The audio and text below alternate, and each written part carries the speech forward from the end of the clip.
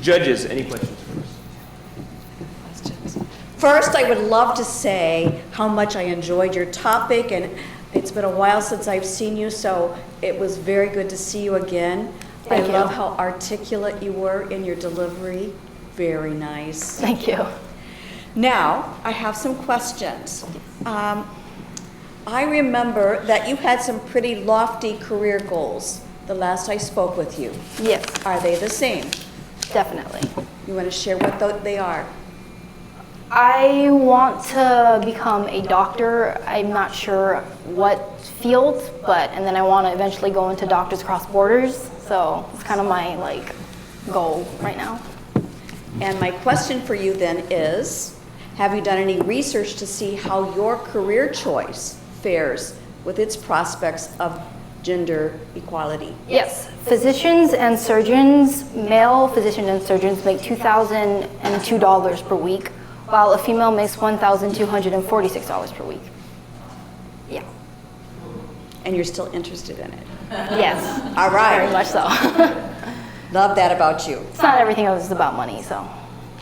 I love your ending on a very positive note as well. How long do you think that might take? So if we want to see a attitudinal change towards this, it will take generations because it doesn't happen overnight. It needs to be a slow integration into curriculum, into people knowing about the pay gap before anything can happen. So it's going to take a while, but we will do it. It will happen. Any other judges' questions? Yes, ma'am. Nicely done. Thank Really, you. really well done. Logan, are US companies required to report wages by gender? No, not by gender. They are required to report wages, but it doesn't have to be segregated. Okay. Do you think there should be a law requiring US companies to disclose their gender pay gap? So recently, in the past few years, there's this thing, the Equal Pay Pledge that was put out. It's only a pledge that says that we will look internally and figure out the pay gap within our own companies, and that's the pledge. But there's law that stops blatant discriminatory actions, but there's no law that explicitly says you can't pay women less than the male coworker. So I think that there should be laws that stop that because it is a marginal pay gap, and we need to kind of close that. So transparency would be very important. Yes, in this definitely, issue. definitely. Good. Thank you. Question from the audience for you, Logan. Great job. Thank you. Yes, it was a pleasure working with you. For me, you know all my comments. You've done a wonderful job. Question from the audience. The U.S. is a very heterogeneous society, unlike countries like Rwanda, which are rather more homogenous, right? In terms of cultural background, etc. Yes. Do you think it is easier to change a culture like Rwanda versus our problems we might face in the U.S.? I don't think so. I think because it was such a crisis that it kind of made Rwanda have to look within, or their whole social structure would fall apart. And like I said in my speech, I don't think America needs that for us to close the wage gap, but it is an extreme flipping of the pendulum that would happen. I just don't think that we need that to close it. Questions for you? Could you, if you go into how it's calculated, this is statistical. So the 77 cents is all jobs on average, but Okay. then you also have pay gaps within each job, within races. It goes down to each, it can go down to jobs, specific job types, Sure. specific jobs. Do you want some numbers? I'd love to know. Yeah, So, so a financial advisor makes $1,671 per week, that's male. And then a female financial advisor makes $976 per week. So that's just within financial advising. So it can fluctuate job to job, Yeah. but overall it's still 77 cents. Do you find that it seems like the examples that you've given are all, like a better term, white collar jobs? Is it worse in those white collar jobs versus if I work at McDonald's and I think a female works at McDonald's, we're both starting, we'll probably just make minimum wage, and there's not going to be, but it seems like it's Yeah. So when I looked those white at collars. more not white collar jobs, like janitorial workers, males make $750 per week, while females make $500 per week. goodness. It's still so it holds there. through. Yes, throughout the whole economy. I have a question for you, Logan. What about fields which attract different kinds of men and women? So there are certain fields that would attract both male and female double income earners, male and female sole breadwinners. But there are certain fields that attract, I think of education in particular, which seem to attract different kinds of men and women, where education seems to attract sole income earning men and yet double income earning women, with exceptions. Or reverse in the professorial world, where you have things like seniority, like tenureship come into play. How do we achieve a just wage and yet respect the different needs of people? You mentioned single earning women, single moms, Yeah. right? How do we achieve a just wage when it seems like there's certain instances, the single mother, where equality is not going to be good enough? Does that make sense? Yes. I'm not against, I'm not against putting laws into place that would give or just the normal giving salaries to I'm not against giving pay raises to certain people.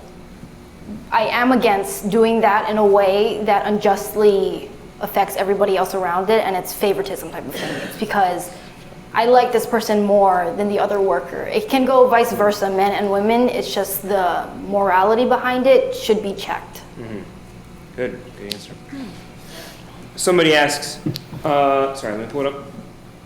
Don't women take more time off for childbearing, rearing, and wouldn't that play a role in experience and expertise leading to a less valuable employee? I don't think that a mother who takes maternal leave is less valuable than any other father or coworker that she has. I think,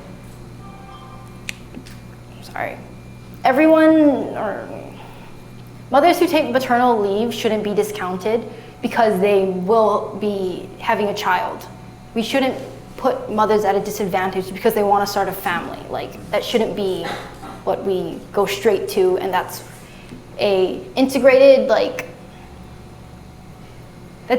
into our culture, where we think that because women will take more time off, that equals less productivity, and that shouldn't be the way that we think directly about women. Yeah. Another audience question. Human resource departments make offers to potential candidates. Should female candidates question potential employers on their potential gender pay gaps? Yes. How then, and there's a follow-up question for me, not from the, how then do you not totally botch your interview if you question the pay gap potential at your future I think employment? that is what we said earlier. It needs to be more open. We can't have that stigma of if you ask about your salary or if you talk about it with a coworker, you will be in major trouble. I think that stigma needs to be stopped, and that will kind of give a way for people to talk about their salaries more open and kind of verbally discuss the pay gap and how we can close it. Okay. I heard you say if women can do it, it's not worth as much, was the viewpoint of many people. Yes. Could you tell me if that was research, and if so, what's the source of that research? Yes, it's on my paper. It is research. I can't specifically say who it's by. I have it in the footnote on my paper, but it's research about just looking at the trends of when women entered the workforce in the early 80s. In the early 80s, they just looked at the trend about how the income fell a lot in different fields because women entered it. And you could it kind of shows the cultural idea of what people think about women and them inside of, because it just came out of a time where women were at home mostly. They were stay-at-home moms and they didn't work in the workforce. And then all of a sudden you flip that around and they enter into the workforce. People don't value their work as much as they do the male counterparts. Go ahead. Yeah. I thought going to Paul was really strong, and it makes a point on the side of morality. I appreciated that. On the one of your last few bullet points, or your last few points, you were saying, and maybe you could clarify this if I heard it wrong, but you kind of connected the traditional family roles, saying that we cannot today always have traditional family roles. Yes. And we certainly don't, if you look at our society, but that we cannot have them. And it seems like you're making a connection between traditional family roles, and if we're talking about Paul, again, like where that's the scriptures where we get those roles from. As Christians, we look to the Bible for that. So what is the connection in your mind, if there is, between traditional family roles and the wage gap? Is there a connection there? Do you see it at fault in some way? In traditional family roles, you have the father, or not really traditional, but like, it's the father works, brings home the bacon, Sure. works, and the mother stays at home. But in today's economy, you can't just have one parent working. Like, you will not stay afloat in today's economy, especially in Hawaii. It's like so expensive here. So the pay gap hurts the whole family because it's affecting the mother, which affects the father, which affects how they treat their child. It's just, it doesn't only affect women. It affects everyone, and yeah.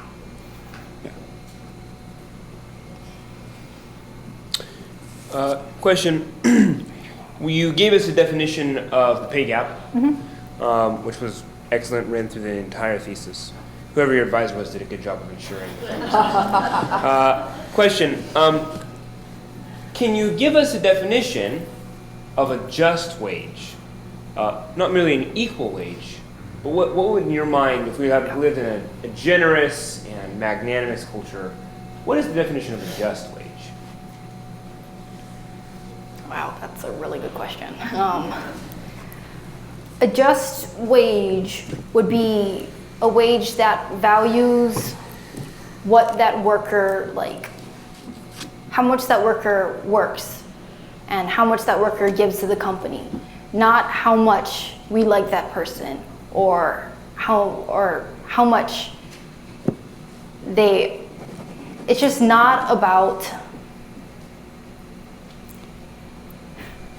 it's not about the likability of the person. It's about what they can contribute to the company. And to give a just wage, you'd have to look at the whole company and see how much they affect the company and justly give them that wage. Excellent. I have another text question from the audience. They say, if the wage gap exists, and this sounds like maybe one of the people you're referring to, a Yes. wage gap denier.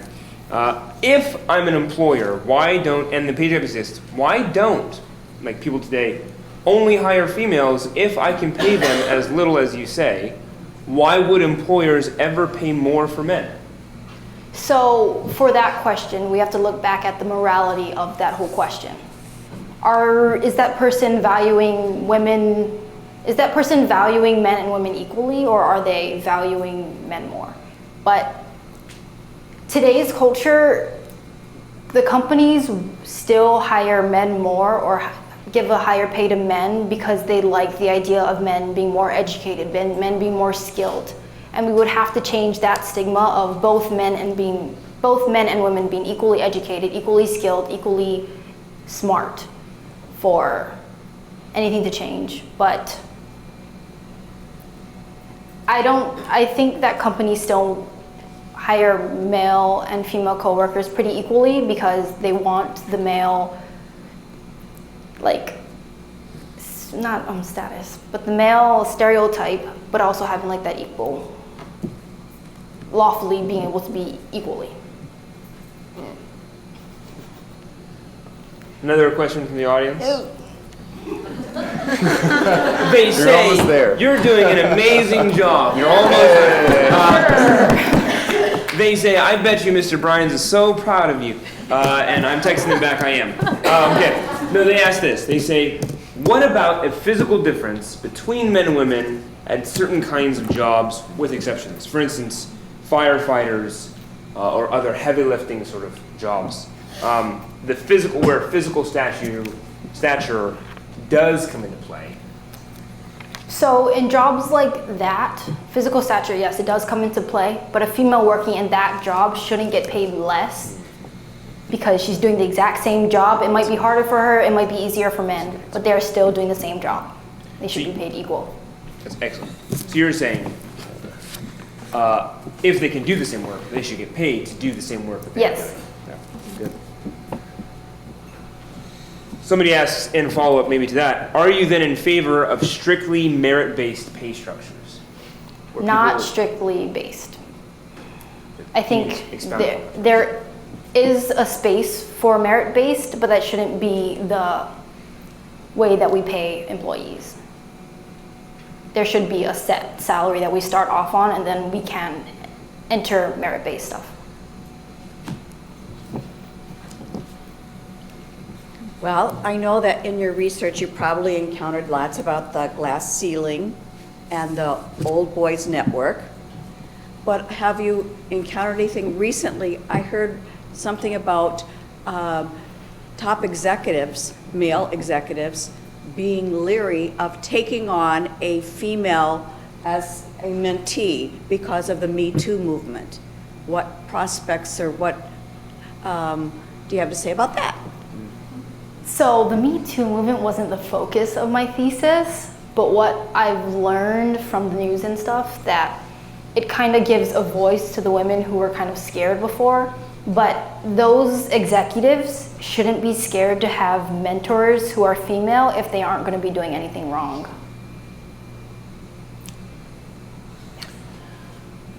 Somebody texts and asks, traditional female careers, not only are women entering traditionally male careers, but we have men entering traditionally female careers, for instance, nursing. Yes. Is there a gender gap in those fields as well? Yes. So I mentioned a specific example of females being the majority in teaching, but they're still getting paid less. But even if males are the minority, there's still a wage gap. Like, it doesn't matter if there's more genders inside of each one, women are still overall getting paid less.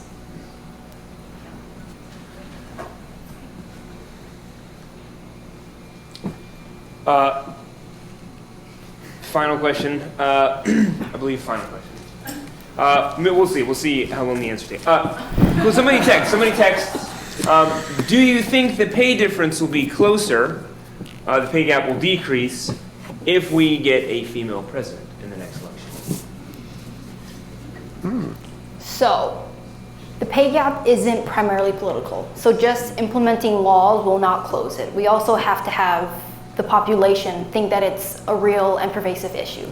We can't just start doing these laws and nobody thinks it's really matters. So I would say it would make it a little bit smaller, but it wouldn't fully close the pay gap if we had a female president. Good. Well, I think that is our time for questions. Not only has Logan done all the work and the research and given a great speech, Logan has withstood our questions for about 25 minutes. And therefore, we owe her once again a good round of applause.